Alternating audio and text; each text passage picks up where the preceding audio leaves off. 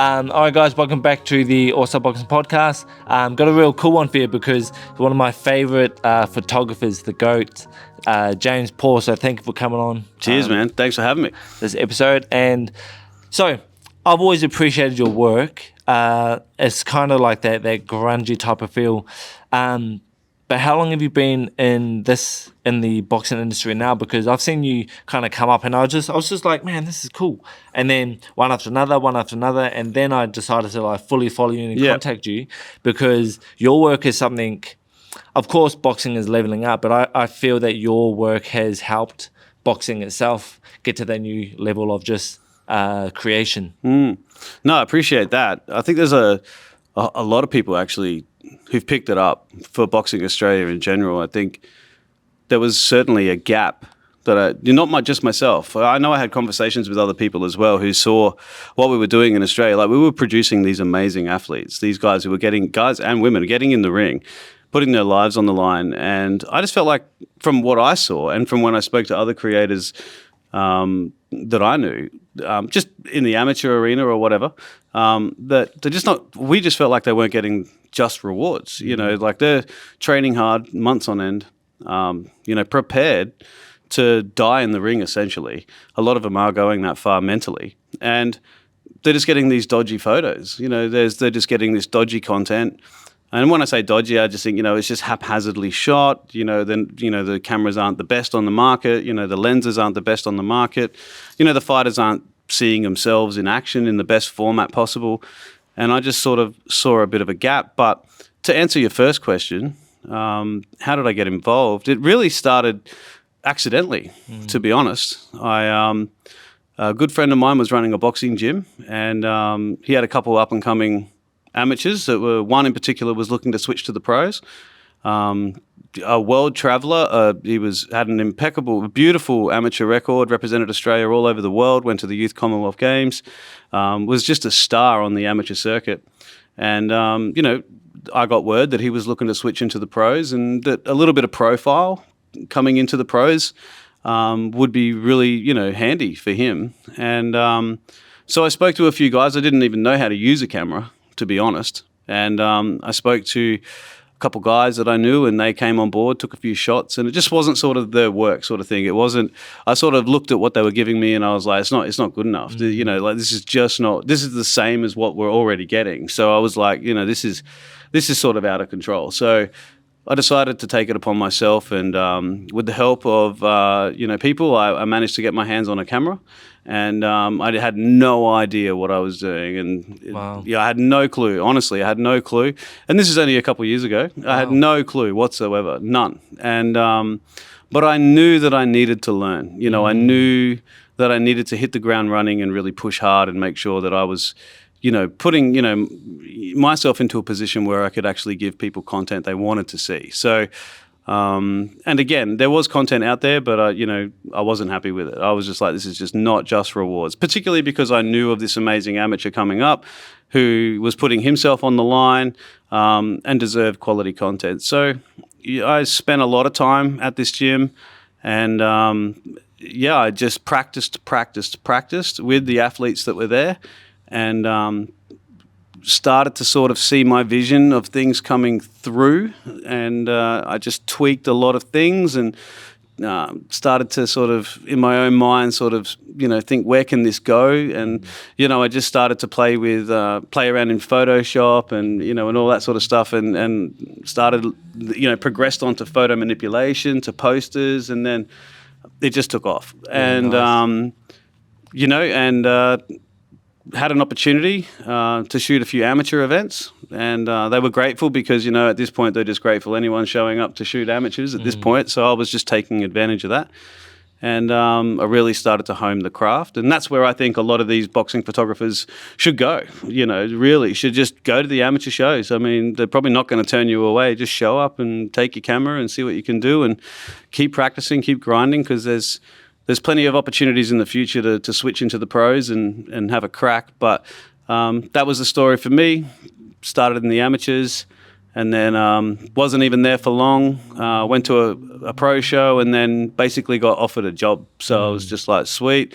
But the job was sort of twofold. It was to do shots, but then I was offering to do live socials and stuff like that, just to keep the fans for that professional group, up to date, and they could have, the athletes are getting better posts, the public's being, shown the athletes as they're winning, and the brand just grew and grew and grew from their point of view as well. Nice, So, yep. and then that's it's just evolved naturally into different opportunities, with different promoters around the world and different opportunities to travel as well. So, but I've chosen to stay in Australia and sort of not pursue any of those international things. COVID sort of kicked in and sort of altered a few things as well. And, once I knew I, could settle here in Australia in this role and keep perfecting the craft, I've just sort of stuck at it. And look, there's been people here in Australia that have inspired me. You've got some quality crews getting around now doing some amazing work. And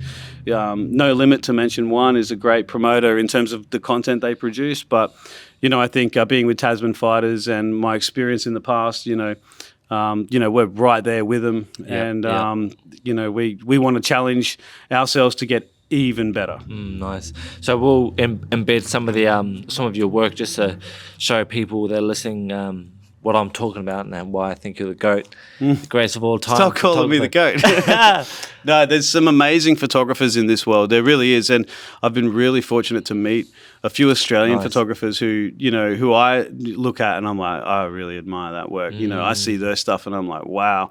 And I do appreciate, it takes a while to really perfect the craft. I really get that now. And, but once you've done it, it's run of the mill. Once you get it right and you nail everything, and particularly with editing and stuff like that, most of it comes down to framing rather than, can you shoot a camera? It's that post shot, edit process is probably, the thing that really sets the photographers apart. I think I've noticed you get more recognized, I think, for how you frame your shots post, in post, and how you present them to the fighters and how you present them to the public, and just getting the little things right that make the images as clean as possible. So. And you're probably seeing, just even the past 2 to 3 years alone, even after COVID, boxing changing within Australia, Eddie Hearn, all of them coming over. Would you say, so 2 questions here, you just becoming that creator, being paid from the work that you're producing, has that become a bit lucrative? Did you ever think that you'd see yourself where you're at? Yeah, it's definitely lucrative long game, or in the long term rather. But I think it's still a little ad hoc. It's a little bit sort of, bits and pieces here and there. So obviously with that freelance component, or I am tied down at the moment, and I'm super happy with that situation, and really not looking to sort of alter that at all. But I definitely, there are different opportunities that sort of pop up from time to time that you just got to snap up. Like my opportunity with Eddie Hearn on Matchroom, it was a great opportunity. So, but then again, lucrative. Possibly not in that instance because it was, probably more a tester event, rather than anything else, but still an amazing event, So for me, it's never been about the money, because if it was about the money, I'd probably go get another job, to be honest, because it's the love of the sport is paramount, and I don't really know anyone who's in it doing it who doesn't just love the sport, so. But I've definitely done very well, particularly out of shooting boxing, very well. And, I really probably shouldn't complain, but it's not like, 6 figures or anything crazy like that. The budgets are a bit tighter in Australia, and there's definitely been opportunities abroad that offered more appeal financially. Yeah, wow. But again, that was leaving the country and COVID and some other issues that sort of bit of a fork in the road that at the time I really wasn't interested in looking at. Yeah. So, but the fact that you even attracted those opportunities shows that you're on par with the work that you're doing. Yeah. Well, I mean, I've just focused on trying to do a good job, and and there's a lot of great photographers in Australia, like I've said. So I'm very grateful for the feedback that I get, and the opportunities that have followed up on that, sort of, feedback. Yep, So yep, yep. I'm, again, grateful, but I appreciate not all my work is perfect, and, and I'm still learning the craft to some degree, but I like to think I'm pushing the envelope a little bit too, really pushing stuff out there, and, working with other creators like young Kyle Burton, who's a superstar, video editor and videographer, working with young men like that who also push me. And then,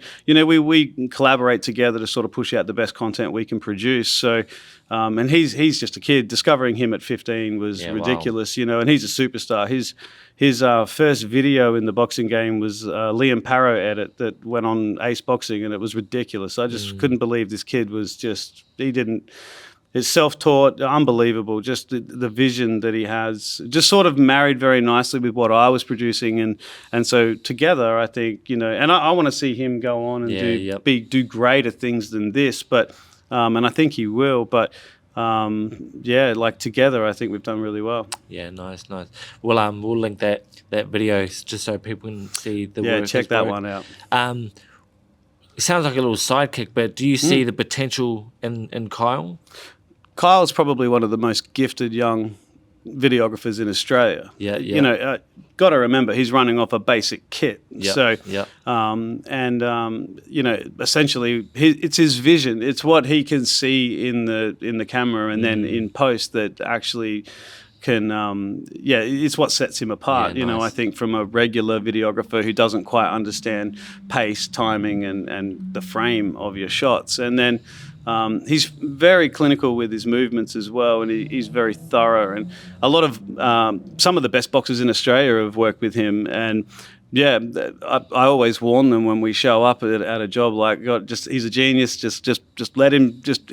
He's got his own methods, and they'll just be like, hey, we know, So people are happy to work with him because he's just so talented. So, but he's young, and there's a lot to learn, and there's a lot to go, and he's evolving and growing. And I actually think he really will leave a massive impact on boxing in Australia. I think he already has to some degree. The work he did, to help raise, major promotions right up to the top and took them all the way where they wanted to go. So, the kid's a superstar. Wow. And he's got all the quirks of a superstar. So, for me, he's just 18. It's nice. just, it's baby steps at the moment. But, for me, he's probably one of the most talented young men in the country. So, yeah, wow. Yeah. Who do you, some of the fighters that you enjoy shooting?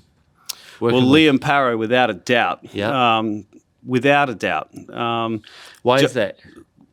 He's a phenomenal athlete. His head movement's ridiculous. I just absolutely admire that kid so much. His last fight was just something to behold, I thought. So, and being ringside and seeing that and watching his impact right in front of me. There was a photo of yours that I know was your photo. Well, I'll put that up as well.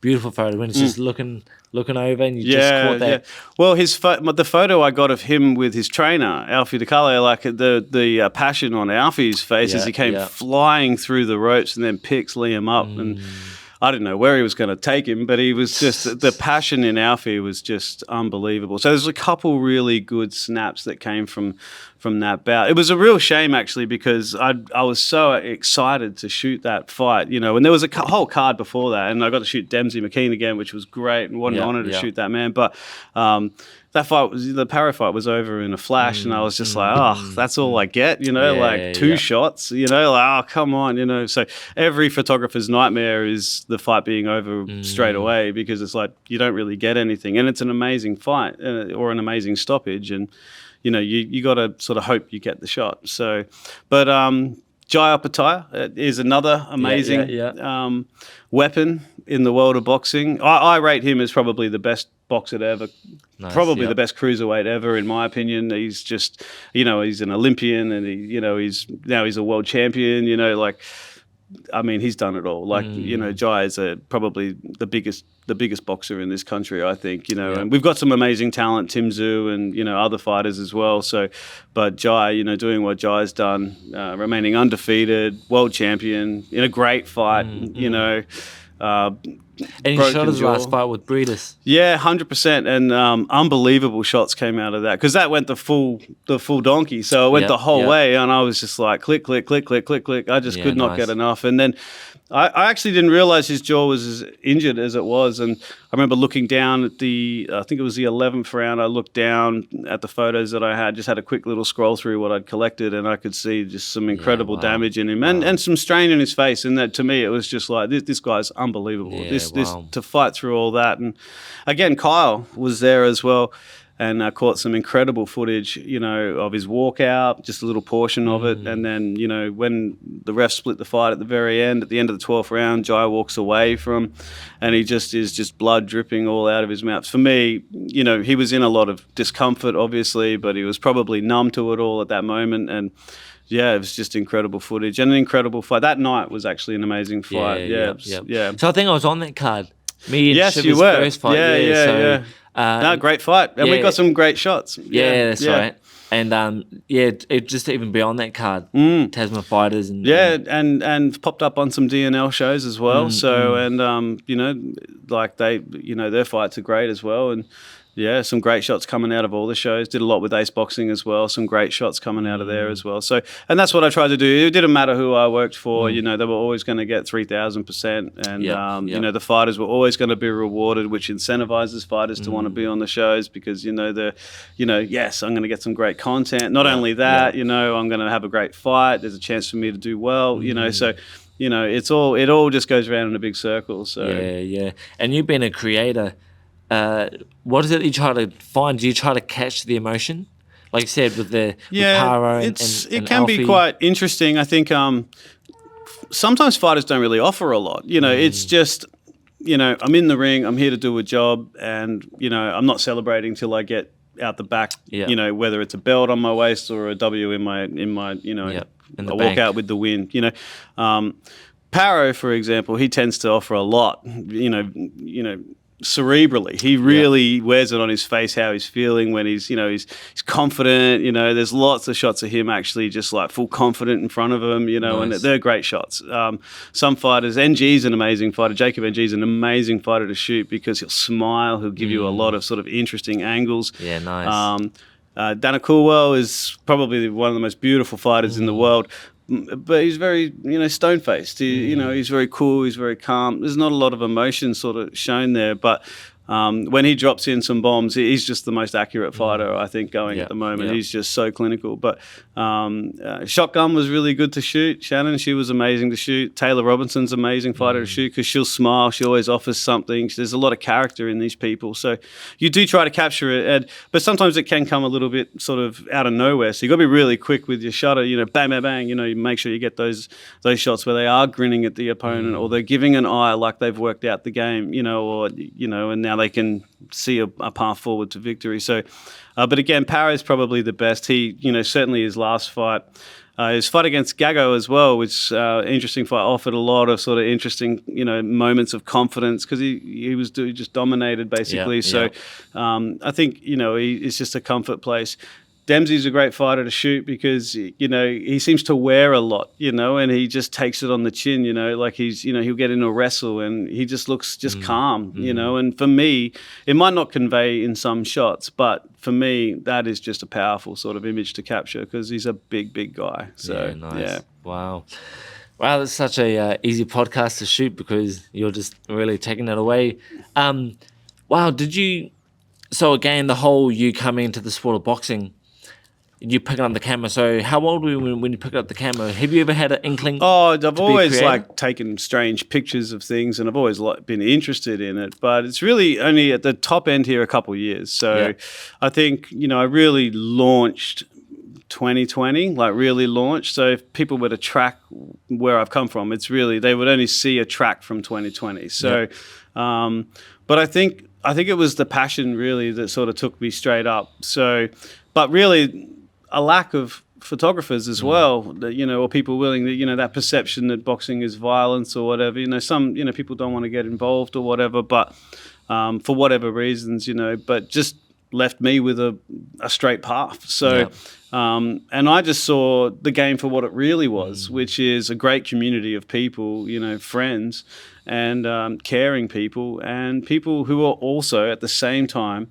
putting their life on the line by hopping in the ring and putting it all on the line, and to great admiration of their friends and people in their gyms and other people from different gyms, admiring other people getting in the ring. There's a great respect for crossing the ropes and, so I just wanted, to be involved in that way. So that was how I managed to get that sort of involvement. Yeah, it was good. Big boxing fan, so even though you're working during the fights, is it hard to really watch it as well and enjoy it? It's impossible. Yeah. Okay. You get to see it through the lens. I sort of see the fights in stills. But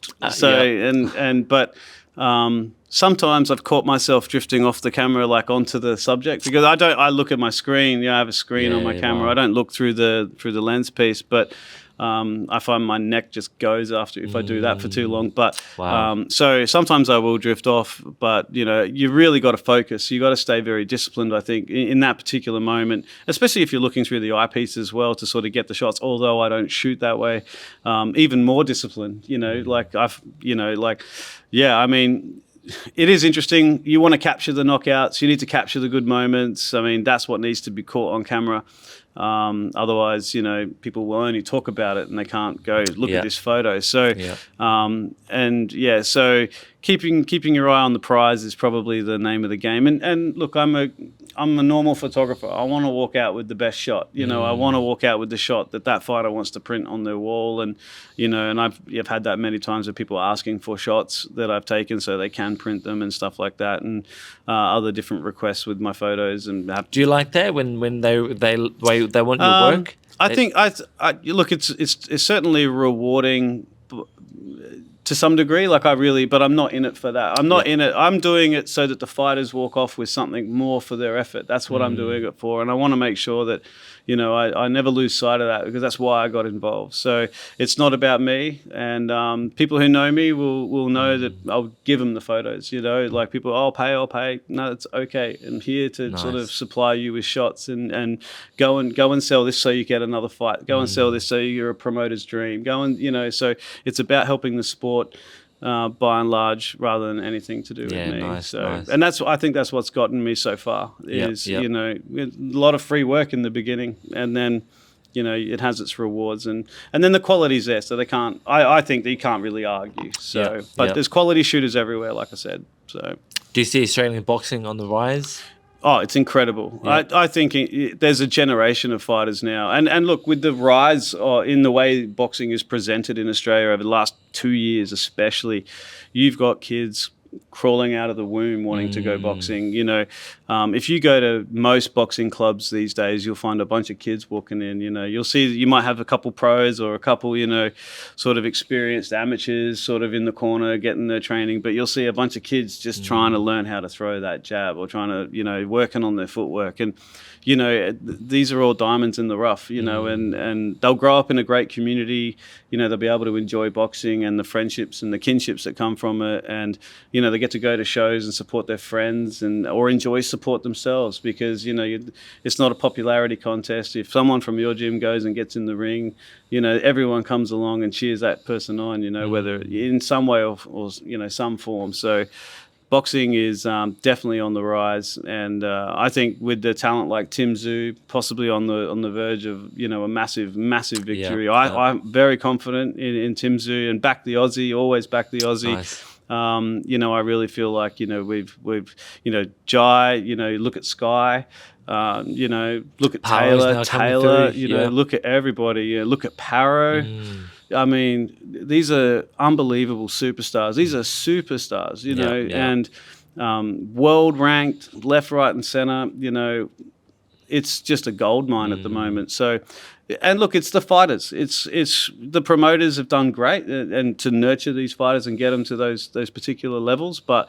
And the content creators that sit behind and sort of help profile the athletes so that they become somewhat household names and stuff like that.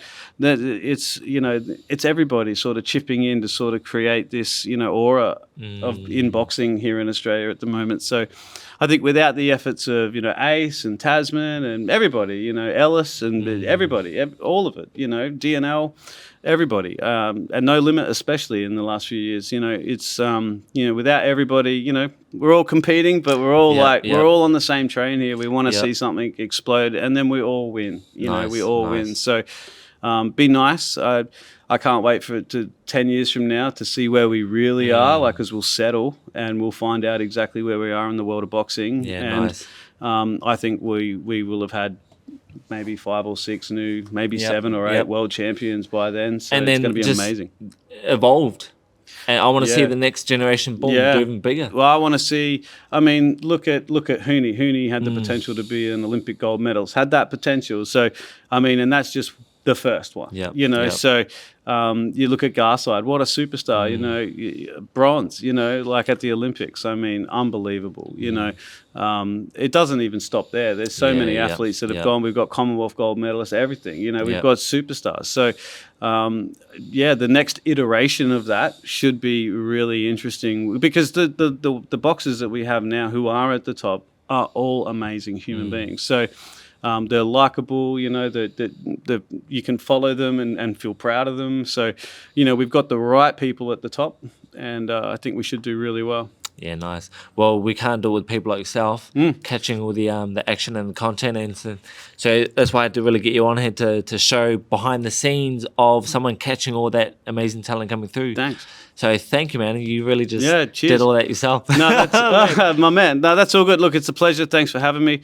I mean,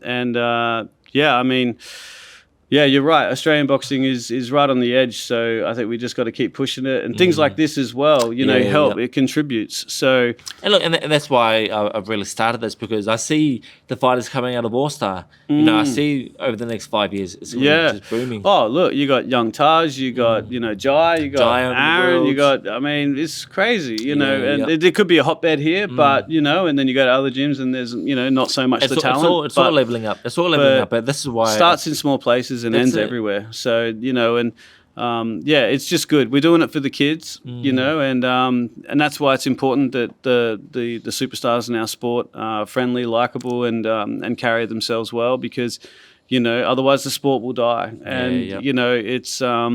and the sport's crying out for amazing talent. So, and the thing is we've got fighters all over this country. So we've got people doing it tough, looking to focus, looking to, get out of ruts, whatever it is, or just get disciplined, or just have a community.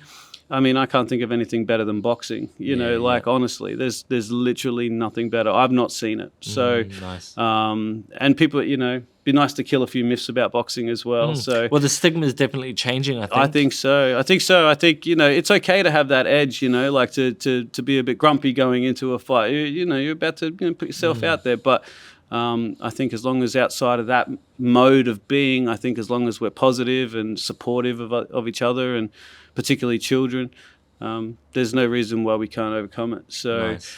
There's no monsters walking around boxing here, so, I'm proud of that. So, and, cool. And that, it's good to capture the shots. Yeah. Cool. All right, man. Well, thanks for just doing your own podcast. Thank you. Any fighter that wants any profile shootings, whatever, please plug yourself in. So anyone hit me that up. wants to find just you. hit up James Paul Black Label on Instagram, and we'll see what we can do. 100%. Nice. Bro, thank you, Oh, man. You're the man.